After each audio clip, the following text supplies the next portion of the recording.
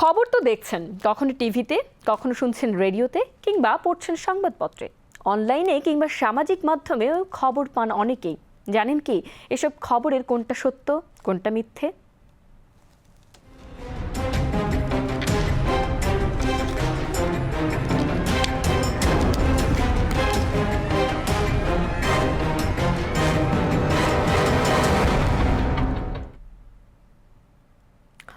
অভ্যাসের কারণে অথবা সময়ের অভাবে অনেকেই পত্রিকা পড়া হয় না, দেখা হয় না টিভি। তারা সামাজিক যোগাযোগ মাধ্যমে দেশ বিদেশের খবরাখবর জানেন। কিন্তু আজকাল সামাজিক যোগাযোগ মাধ্যমে ভুয়া খবরের ছড়াছড়ি। মূলধারার গণমাধ্যমের লোগো ব্যবহার করে ফটো কার্ডে ছড়ানো হচ্ছে অসংখ্য ভুয়া খবর।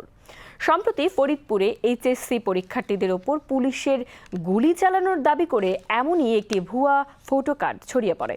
তবে অনুসন্ধানে উঠে এসেছে ভিন্ন তথ্য। এ বিষয়ে বিস্তারিত জানবো সহকর্মী গোলাম মুর্তুজার প্রতিবেদনে। ফরিদপুরে আন্দোলনরত এইচএসসি ২৬ ব্যাচের শিক্ষার্থীদের ওপর পুলিশ গুলি চালিয়েছে। গুরুতর আহত হয়েছেন এক শিক্ষার্থী।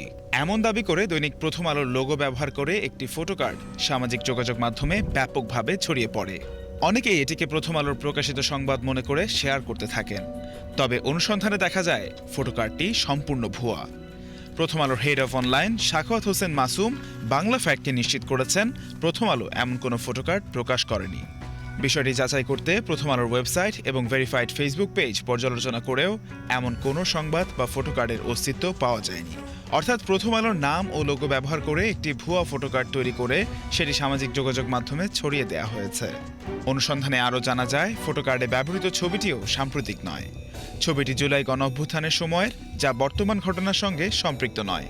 অপরদিকে গণমাধ্যমে প্রকাশিত তথ্য অনুযায়ী কঠিন বিষয়গুলোর ফলাফলে শিক্ষার্থীদের স্বার্থ বিবেচনার দাবিতে ফরিদপুরে এইচএসসি পরীক্ষার্থীরা বিক্ষোভ ও মানববন্ধন করেছেন।